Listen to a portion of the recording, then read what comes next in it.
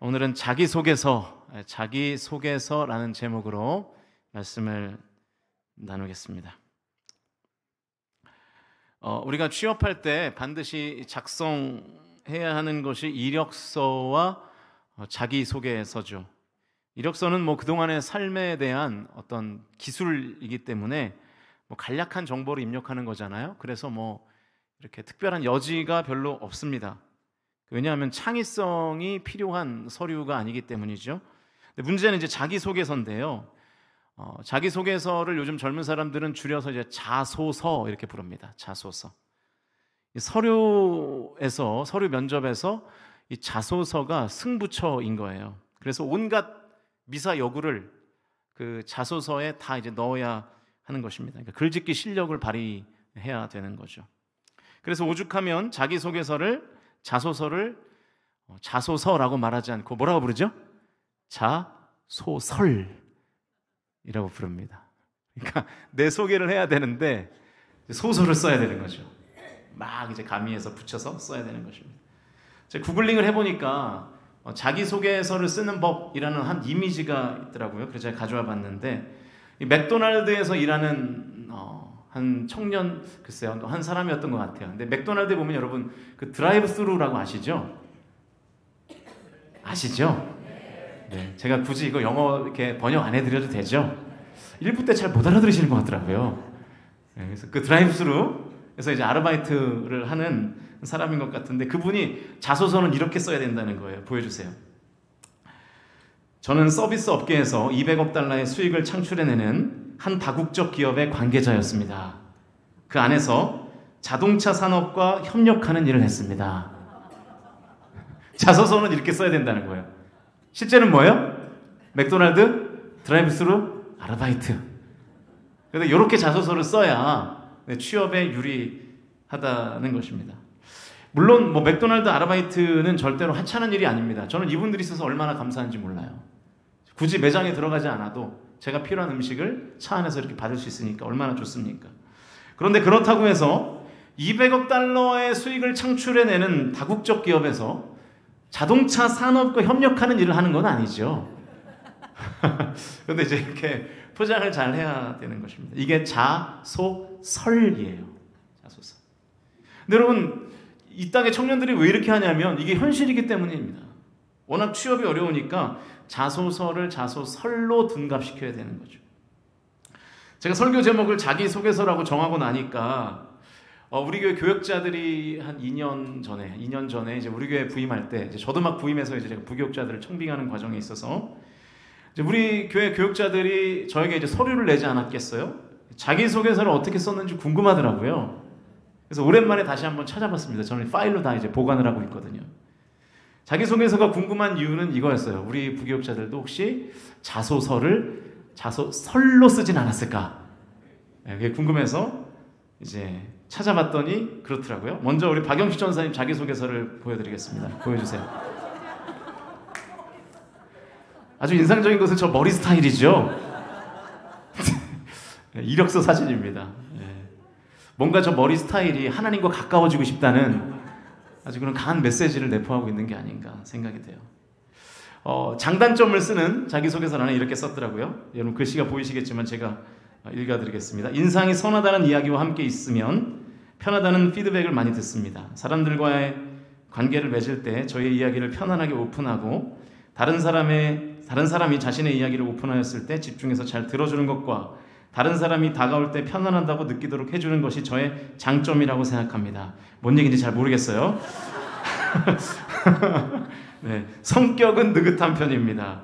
급하게 일 처리를 해야 할 상황에선 빠르게 움직이지만 그렇지 않은 경우는 차분하게 일을 처리하는 편입니다. 다른 사람의 의견을 수용하는 편이고 관계가 중요하다고 생각하며 대화를 많이 하는 편입니다.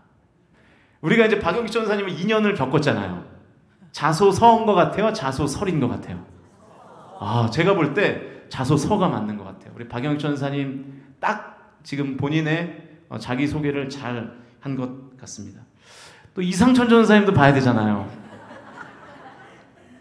근데 이상하게 제 컴퓨터에 이상천 전사님 이력서랑 자기소개서가 없어요. 저는 분명히 다 모아놓는 성격인데 이상하게 없더라고요. 아무래도 제 방에 와서 자기가 지운 것 같아요. 농담이고요. 네.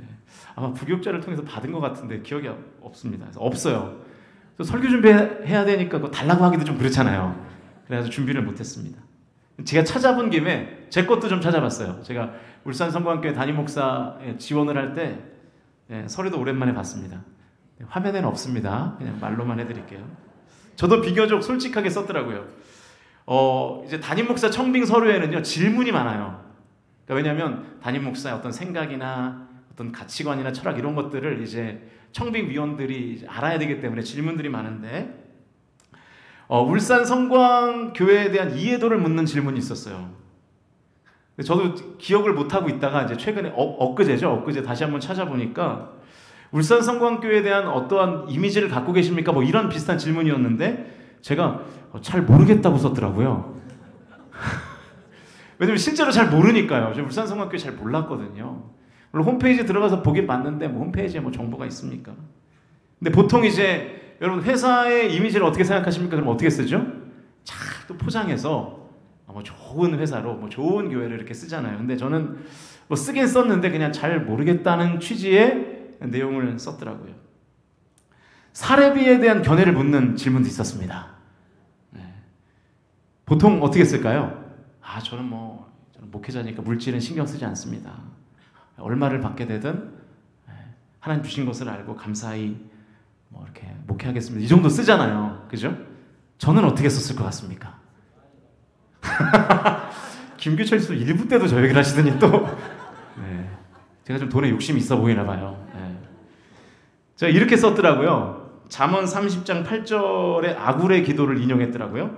나를 가난하게도 마시옵고 부하게도 마옵소서. 이 말씀을 제가 인용하면서 사례비를 너무 많이 받아서 돈에 취해서도 안 될 것 같고 사례비를 너무 적게 받아서 돈에 집착해서도 안 될 것 같습니다 라고 썼더라고요. 괜찮죠? 그것 때문에 온 것 같아요. 그죠? 네. 이게 좀 특이했나 봐요. 보통 왜냐면 이렇게 잘 말하지 않거든요. 이렇게 좀 솔직하게 말하지 않으니까. 제 부임 후에 어떤 집사님 가정에 신방을 갔더니 그분이 아마 청빙위원이었던 것 같습니다. 이 사례비에 대한 견해를 보고 굉장히 특이했다고 막 웃으시고 막 그러시더라고요. 저도 비교적 이렇게 솔직하게 자기소개서를 썼던 것 같습니다. 서론이 좀 길었는데요. 오늘 본문을 제가 이제 묵상하면서 이것이 하나님 자기소개서구나 라는 생각을 갖게 됐습니다. 이 말씀 때문인데요. 보면 6절 말씀 같이 읽겠습니다. 시작. 여호와께서 그의 앞으로 지나시며 선포하시되 여호와라 여호와라 자비롭고 은혜롭고 노하기를 더디하고 인자와 진실이 많은 하느님이라. 여호와 하나님께서 모세 앞을 이렇게 왔다 갔다 하시면서 하나님이 지금 자기소개를 하시는 거예요. 내가 여호와인데 나는 자비롭고 은혜롭고 노하기를 더디하고 인자와 진실이 많은 하나님이야 라고 하나님이 모세에게 지금 자기소개를 하고 있는 장면입니다. 그런데 이 1절부터 9절까지가 한 단락이니까요. 이 단락은 하나님이 자기소개를 하는 단락이구나 라는 제가 생각을 가지고 말씀을 좀 더 깊이 묵상하니까 진짜 그렇더라고요.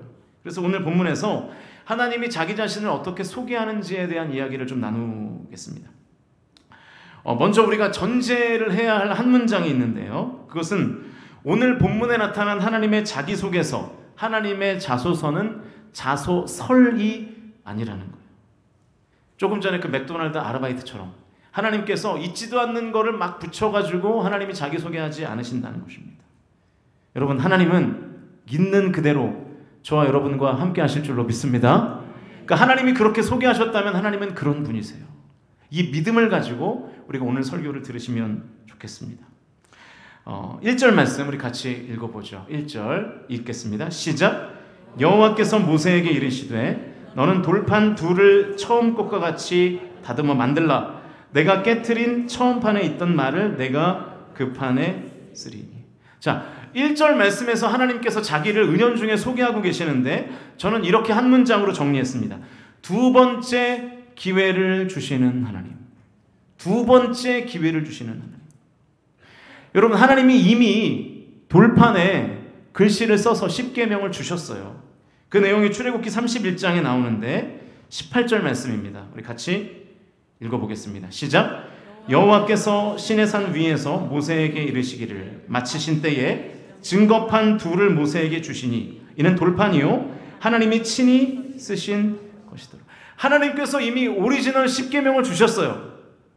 이 돌판은 인류 역사상 딱 하나만 있는, 처음 있는 돌판이었습니다. 그러면 이 돌판을 어떻게 다뤄야 될까요?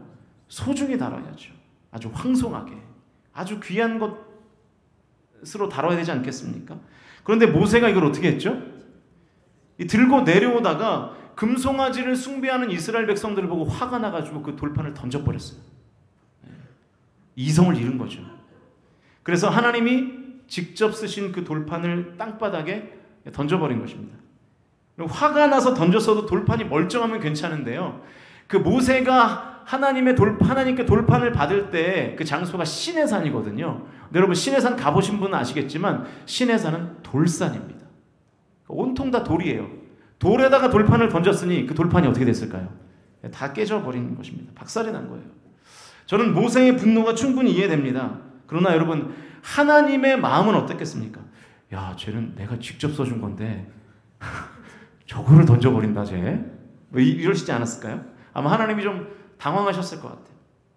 그런데 성경을 보면 하나님이 모세를 책망하십니까? 책망하지 않으십니까? 책망하지 않으십니다. 너 왜 내가 직접 써준 그 소중한 돌판을 던져서 깨트리냐? 너 제정신이냐? 하나님 그런 말씀 하시잖아요. 우리 1절에서 하나님 분명히 말씀하시기를 똑같은 돌판을 다시 만들어 가지고 오면 내가 거기에 다시 또 10계명을 써주시겠다는 거예요.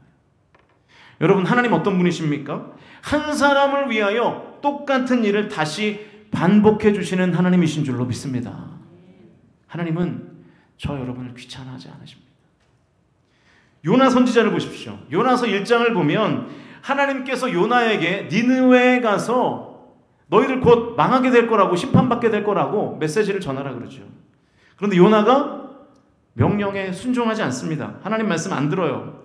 하나님의 말씀을 전하는 선지자가 하나님의 명령을 버리고 반대 방향 다시스로 도망갑니다. 그 다음 스토리는 우리가 잘 알죠. 우연히 배를 탔는데 그 배가 파손하게 되었고 요나가 큰 물고기 뱃속에 들어갔다가 이제 요나를 물 밖으로 던지죠. 그러자 요나가 큰 물고기 뱃속에서 들어갔다 나오게 되잖아요. 그 다음 말씀이 아주 기가 막힌데 요나서 3장 1절 말씀입니다. 3장 1절 말씀 같이 우리 화면을 보시면서 읽겠습니다. 시작. 여호와의 말씀이 두 번째로 요나에게 임하니라 이르시되. 하나님이 요나에게 몇 번째 말씀하세요? 두 번째로.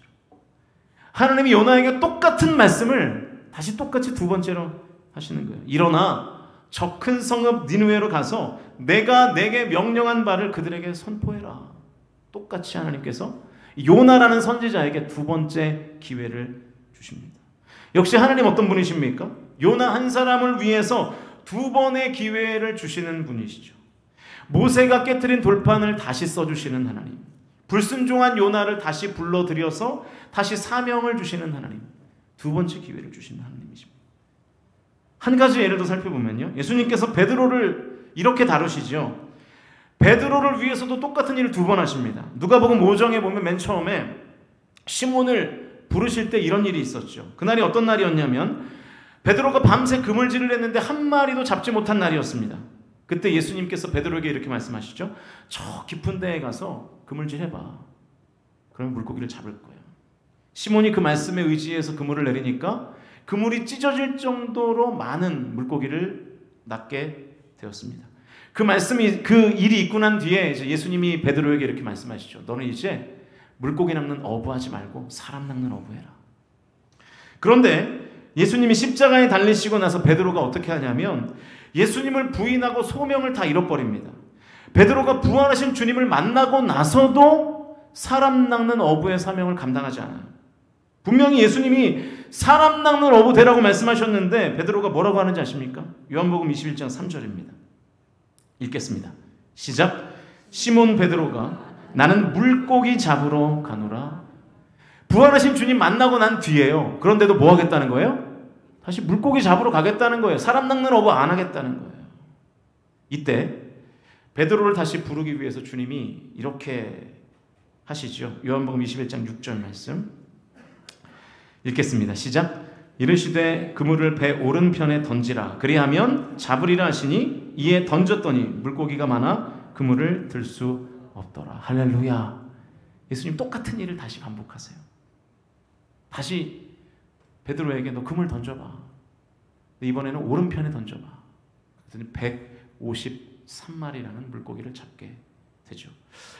베드로를 부르실 때도 똑같은 두 번을 예수님께서 반복하셨습니다. 사랑하는 성도 여러분, 우리 하나님 이런 분이십니다. 하나님은 직접 자기 자신을 이렇게 소개하시는 거예요. 나는 너에게 또 기회를 주는 하나님이야. 나는 너에게 똑같은 기회를 또 주시는 하나님이야. 사랑하는 성도 여러분, 하나님은 우리에게 두 번째 기회를 주시는 분이심을 믿으실 수 있기를 주님의 이름으로 축원드립니다. 이게 하나님의 사랑이죠. 이게 하나님이 우리에게 주시는 은혜입니다. 모세가 하나님께 소중하게 받은 그 돌판을 깨트렸듯이 여러분 가만히 보니까요. 우리도 우리의 인생을 살면서 나를 깨트리더라고요. 우리는 오해해요.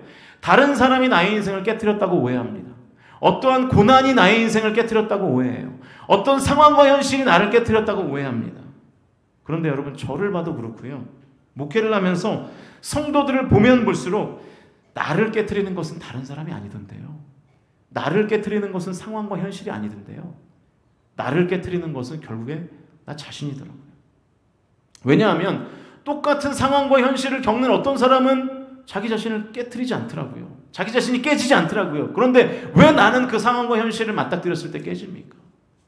나에게 내가 나를 깨는 것이죠. 여러분 우리는 다 깨져 있습니다. 많이 깨져 있어요. 덜 깨져 있거나 아니면 산산조각이 났거나 정도의 차이는 있을지 몰라도 우리 모두는 다 깨진 인생들입니다. 그러나 오늘 하나님 말씀하십니다. 다시 돌판을 만들어서 나에게 가져와라. 그럼 내가 너의 인생에 이야기를 써주겠다. 하나님 말씀하십니다. 깨져있는 나에게 오늘 하나님 이렇게 말씀하십니다. 내가 다시 써줄게. 깨진 너의 인생에 산산조각난 너의 인생에 내가 다시 개입해서 다시 나에게 이야기를 써줄게. 오늘 이 음성이 저 여러분의 귓가에 들리실 수 있기를 주님의 이름으로 간절히 축원드립니다. 여러분 지금 무엇이 깨져 있습니까? 건강이 깨졌나요? 자녀들이 깨져 있습니까? 직장과 사업장이 깨져 있습니까? 부부 관계가 깨져 있습니까? 믿음이 깨져 있습니까? 다른 사람 탓하지 마십시오. 내가 하나님 앞에 다시 세워지면 되는 것입니다. 회복되는 하나님의 은혜와 역사가 임하기를 주님의 이름으로 간절히 축원드립니다. 여러분 무언가에 실패하셨습니까? 우리 젊은이들 시험에 떨어지셨어요? 가정을 일구는 일에 실패하셨습니까? 자녀 양육에 실패한 것 같나요? 반드시 기억하십시오. 하나님 다시 기회 주십니다. 다시 일어나기를 결단하고 소망하실 수 있기를 주님의 이름으로 축원드립니다. 여러분 그런데요. 하나님께서 다시 돌판을 만들어 주시는데 모세가 해야 될 일이 있다는 거예요. 1절에 그 내용이 나와요. 1절 다시 한번 자세히 읽어보면 읽겠습니다. 시작. 여호와께서 모세에게 이르시되 너는 돌판 둘을 처음 것과 같이 다듬어 만들라. 내가 깨트린 처음 판에 있던 말을 내가 그 판에 자 쓰시는 거는 돌판에 10계명을 새기시는 건 하나님 하실 일이에요. 그런데 모세가 해야 될 일이 있어요. 그게 뭘까요? 돌판을 다듬어서 하나님께 가져가는 거는 모세가 해야 돼요. 내가 하나님의 일하심을 경험하지 못하는 이유가 저는 이건 것 같아요. 내가 돌을 다듬지를 않아요. 돌을 다듬어서 하나님께 가져다 줘야 되는데 그걸 안 해요. 그리고서 하나님의 그 돌판에 써주시기를 바라요. 신약에 보면 비슷한 이야기가 나오는데요. 공교롭게도 같은 돌 이야기입니다. 나사로가 죽었어요. 그런데 예수님 나사로 살리시겠다고 나사로의 집에 왔습니다. 그러면서 한 가지 부탁을 하세요. 요한복음 11장 39절 같이 읽겠습니다. 시작. 예수께서 이르시되 돌을 옮겨 놓으라. 여러분 그 당시에는요 이렇게 사람이 죽으면 그 무덤에 이렇게 그 시체를 가져다 놓고 돌로 그 문을 막았어요. 그래서 예수님의 무덤에도 그 돌이 있었잖아요. 예수님 말씀하시는 거예요. 그 돌 옮겨 놓으라고. 내가 나사로 살릴 테니까 돌은 너희들이 옮기라는 거예요. 여러분 생각해 보십시오. 죽은 자를 일으키시는 예수님께서 그깟 돌 못 옮기시겠습니까? 그런데 왜 굳이 하는 예수님 이런 명령을 내리신 거예요? 우리가 해야 될 일이 있다는 거예요. 우리가 해야 될 일. 그래서 그 돌을 옮겨 놓으니까 예수님께서 나사로를 다시 살리십니다. 오늘 본문에서도 마찬가지죠. 여러분 홍해를 가르시는 하나님께서 그깟 돌 깎고 다듬는 거 못하시겠습니까? 그게 뭐가 그렇게 어렵겠어요? 그런데 하나님 모세에게 뭐라고 말씀하십니까? 돌은 네가 다듬어서 나에게 가져오라는 거예요.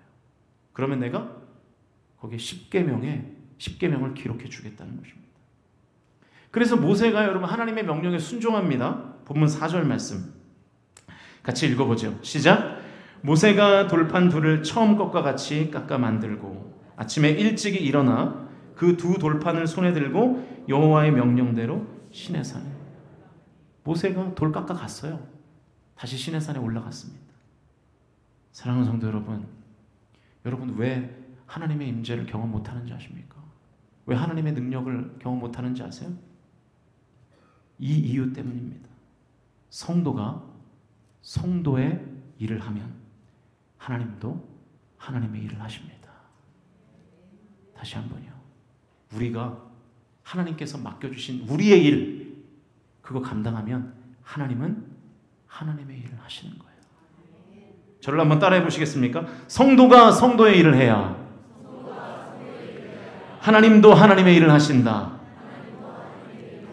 다시 한번 성도가 성도의 일을 해야 하나님도 하나님의 일을 하신다.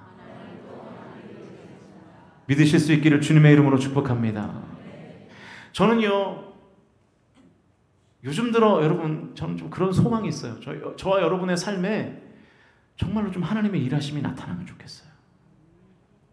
그래서 그냥 하나님의 일하심에 대한 경험도 없이 그냥 교회만 들락날락하고 무슨 교양 놀이하듯이 무슨 교양 생활하듯이 교회 다니지 말고요. 정말로 저와 여러분이 하나님 만나실 수 있기를 주님의 이름으로 축원드립니다. 그러려면 여러분 하나님께서 나에게 맡겨주신 그 일을 해야 돼요. 그게 뭡니까? 하나님 우리에게 이런 부탁하십니다. 예배하래요. 기도하래요. 순종하래요. 말씀에. 나를 믿으래요. 그게 주님이 우리에게 부탁하신 것입니다. 그러면 하나님의 일을 너의 삶 가운데 보여주시겠다. 하나님 우리에게 약속하신 줄로 믿습니다. 저와 여러분에게 이 믿음이 있으시기를 주님의 이름으로 축원드립니다. 하나님을 진정으로 믿으십시오, 여러분. 제발 믿으세요. 그리고 하나님을 진정으로 예배하십시오. 하나님께 간절히 기도하고 하나님의 말씀을 생명처럼 여기는 성도가 성도의 일을 감당할 때 하나님께서 하나님의 일을 저와 여러분의 삶 가운데 나타내 주실 줄로 믿으실 수 있기를 주님의 이름으로 간절히 축원드립니다. 이게 하나님이 하시는 첫 번째 자기소개입니다. 한 가지가 더 있어요. 두 번째입니다. 오늘 보면 5절 말씀 같이 읽겠습니다. 시작. 여호와께서 구름 가운데 강림하사 그와 함께 거기 서서 여호와의 이름을 여호와의 이름을 선포하세요. 계속해서 6절 읽겠습니다. 6절 시작. 여호와께서 그의 앞으로 지나시며 선포하시되 여호와라 여호와라 자비롭고 은혜롭고 노하기를 더디하고 인자와 진실이 많은 하나님 자기소개하시기를 자비롭고 은혜롭고 노하기를 더디하고 인자와 진실이 많으시답니다. 여러분 이거 한 문장으로 줄이면 이런 뜻이에요. 하나님은 좋은 분이라는 거예요. 좋은 분. 좋으신 하나님이라고 자기 자신을 소개해요. 여러분 하나님은 자소설 쓰지 않는다고 말씀하셨습니다. 하나님 좋으신 분인 줄로 믿습니다. 사랑하는 성도 여러분, 하나님이 좋은 분이심을 믿으실 수 있기를 주님의 이름으로 축원드립니다. 여러분 하나님은요 하나님을 오해하는 거 굉장히 싫어하십니다. 근거가 있어요. 잘 아시다시피 5달란트 받은 종과 2달란트 받은 종과 1달란트 받은 종이 있었죠. 그런데 그 각각의 종들을 평가하는 하나님의 평가를 통해서 하나님을 오해하는 것이 얼마나 큰 일인가를 우리가 깨닫게 됩니다. 마태복음 25장 24절과 25절 말씀 우리 같이 읽겠습니다. 마태복음 25장 24절과 25절 말씀 읽습니다. 시작. 한 달란트 받았던 자는 와서 이르되 주인이여 당신은 굳은 사람이라 심지 않은 데서 거두고 해치지 않는 데서 모으는 줄을 내가 알았으므로 두려워하여 나가서 당신의 달란트를 땅에 감추어 두었었나이다. 보소서 당신의 것을 가지고. 자, 그러니까 한 달란트 받은 종이 주인을 뭐라고 얘기하냐면 나쁜 사람이라는 거예요. 심지 않은 데서 거둔다는 거예요. 이 말을 들은 주인의 반응을 보시기 바랍니다. 26절 같이 읽겠습니다. 26절 시작. 그 주인이 대답하여 이르되 악하고 게으른 종아 나는 심지 않은 데서 거두고 해치지 않는 데서 모으는 줄로 네가. 여러분, 일 안 한 게 기분 나쁘다고 주인이 얘기하지 않습니다. 내가 마음이 굳은 사람이라고 내가 무슨 심지 않은 데서 거두는 나쁜 사람이라고 여기에 주인이 기분 나빴다는 거예요. 주인이 지금 문제 삼는 것은 사업 수완이 아닙니다. 지혜롭게 행동하지 못한 것도 아닙니다. 성실성도 아니에요. 이 주인이 진짜 기분 나빴던 이유는 이 달란트를 받은 한 달란트 받은 종이 주인을 오해하고 있기 때문이에요. 나쁜 사람으로, 주인을 완고한 사람으로 오해한 것에 주인이 기분이 나빴습니다. 여러분이 주인은 하나님이시잖아요. 하나님이 이 비유를 통해서 알려주시는 것이 무엇입니까? 하나님 오해하지 말라는 거예요. 하나님 좋은 분이신데 나쁜 존재를 오해하지 말라는 것입니다. 사랑하는 성도 여러분, 하나님 좋은 분이신 것을 믿으실 수 있기를 주님의 이름으로 축원드립니다.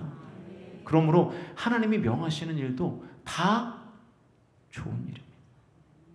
그 좋으신 하나님의 은혜를 맛보아 알게 되는 성광의 모든 가족들 되시기를 주님의 이름으로 축원드립니다. 근데 여러분, 사실 오늘 본문에도 보면 하나님의 좋으심, 하나님의 선하심을 좀 오해할 여지가 있는 말씀이 있어요. 출애굽기 34장 7절인데요. 같이 읽겠습니다. 시작. 인자를 천대까지 베풀며 악과 과실과 죄를 용서하리라. 그러나 별을 면제하지는 아니하고 아버지의 악행을 자손 3, 4대까지 보응하리라. 바로 이 부분이요. 아버지의 악행을 자손 3, 4대까지 보응한다는 거예요. 무슨 이런 좋은 하나님이 이런 일을 하십니까? 나는 인자를 천대까지 베풀며 악과 과실과 죄를 용서할 거야. 여기까지는 참 좋아요. 그런데 아버지의 죄가 3, 4대까지 간다는 거예요. 성경에 이런 말씀이 분명히 있습니다. 한 사람이 잘못하면 아버지의 악행을 자손 3, 4대까지 그 영향력이 가는 거예요. 여기서 나온 이론이 뭡니까? 가계에 흐르는 저주. 많이 들어보셨을 겁니다. 성경적인 근거가 전혀 없진 않은 것 같아요. 오늘 본문도 이 이론의 근거가 되는 말씀이기도 합니다. 가계에 흐르는 저주가 있을 수 있다는 거예요. 원칙적으로는 맞습니다. 그런데 여러분, 이 해석을 좀 오해하고 있어요. 혹시 우리 성도님들 가운데에도 오해하는 분들이 있을 것 같아서 이 가계에 흐르는 저주론의 실체가 뭔지를 제가 말씀드리겠습니다. 성경은 분명히 아버지가 죄를 지으면 3, 4대까지 간다는 거예요. 그런데 그 생각해 보셨습니까? 왜 3, 4대일까요? 왜 5, 6대는 아니고 7, 8대는 아니고 90대는 아닐까요? 3, 4대라는 숫자의 이유가 있는 것입니다. 이유는 이렇습니다.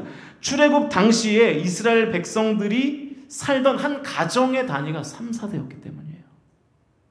아버지와 할아버지와 아버지와 아들과 딸과 손주 손녀들이 사는 거예요. 그러니까 보통 이 한 가정의 단위가 3, 4대였기 때문에 하나님께서 3, 4대라고 말씀하신 것입니다. 그래서 한 가정이 범죄하면 자연스럽게 그 죄의 영향력이, 죄의 여파가 3, 4대에 미칠 수밖에 없는 것이죠. 그래서 3, 4대인 겁니다. 그래서 5, 6대가 아닌 거예요. 6, 7대가 아닌 거예요. 90대가 아닌 것입니다. 그러니까 당시에 이스라엘 백성들은 이 하나님의 이 심판의 말씀을 다 자연스럽게 이해했다고. 왜냐하면 3, 4대가 같이 사니까요. 한 사람의 죄와 한 사람의 잘못이 당연히 3, 4대에 영향을 미치는 거. 여러분, 이건 지금도 마찬가지입니다. 지금도 한 사람의 잘못이, 부모의 잘못이 자녀들과 손주들에게까지 영향을 미치죠. 제가 예전에도 한 집사님들과 밥을 먹다가 뭐 보증 이야기를 들은 적이 있는데요. 여러분, 요즘에는 보증이 없다면서요. 근데 예전에 그 보증 제도가 있었잖아요. 아버지가 보증을 쓰면 어떻게 되죠? 자녀들까지 다 고생합니다. 그럼 자녀들 또 자녀들 낳을 거 아니에요. 그럼 또 고생하고. 있으시죠, 경험들? 예전에는 그런 일들이 많았잖아요. 자, 이 보증 때문에 뭐 한 집안이 망하는 일들이 얼마나 많았습니까? 그러니까 그런 거예요, 그런 거. 무슨 하나님께서 뭐 특별한 저주를 퍼부어서 무슨 저주가 이렇게 흘러가는 그런 게 아니라 죄의 영향력이 3, 4대까지 진행된다는 뜻입니다. 더 쉽게 설명해 드리면 교회에 가끔 보면 여러분 항상 예배에 지각하는 성도들 있으시죠? 항상 지각하는 성도들이 또 지각합니다. 그거 아시죠? 그러면 그 지각하는 성도가 자기 자녀들을 데리고 올 거 아니에요. 그럼 자녀도 지각해요. 그럼 그 자녀가 나중에 장성했어요. 그럼 지각하는 자녀가 장성해서 자기도 지각하고 또 자기의 자녀도 또 지각하는 거예요. 아주 쉽게 설명하면 그런 것입니다. 그러면 3대가 되는 거잖아요. 그러니까 이런 의미인 것이지 정말로 뭐 기계적으로 한 사람이 잘못하면 하나님께서 뭐 저주를 퍼부어가지고 그 저주가 3대, 4대까지 이어지고 그런 게 아니라는 것입니다. 또 그 저주를 끊기 위해서 무슨 뭐 의식을 해야 되고 그런 게 아니라는 거예요. 그러니까 여러분 오늘 본문이 강조하는 게 뭡니까? 하나님의 인자와 은혜와 진리가 풍성하신 분이셔서 우리에게 정말로 자비를 1000대까지 베풀어 주시는 분이시라는 거예요. 포인트는 여기에 있습니다. 우리가 믿는 하나님이 이렇게 좋으신 하나님이신 줄로 믿습니다. 그래서 여러분 이 사랑과 심판의 비율을 보세요. 1000대3입니다. 설교를 빨리 하라고 화면을 빨리 막 넘기네요. 네. 1000대4라고요. 그럼 하나님이 이렇게 좋은 분이십니다. 좋으신 하나님으로 믿으실 수 있기를 주님의 이름으로 축원드립니다. 그러니까 여러분 좋으신 하나님이 나에게 고난을 주셨다면 그 고난을 우리가 극복할 수 있어요. 고난을 무조건 나쁜 것이라고 여기지 않기 때문이죠. 이제 말씀 정리합니다. 여러분 하나님이 자기를 직접 이렇게 소개하셨습니다. 나는 두 번째 기회를 주는 하나님이야. 그리고 나는 좋은 하나님이야. 여러분 하나님은 거짓말하시지 않습니다. 자소설 쓰시지 않습니다. 하나님은 속성상 절대로 거짓말하실 수 없는 분입니다. 하나님 말씀하시면 하나님이 자기를 그렇게 소개하셨다면 그대로 역사하실 줄로 믿으실 수 있기를 주님의 이름으로 축복합니다. 하나님 하신 말씀 그대로, 예수님 하신 말씀 그대로 다 이루어졌습니다.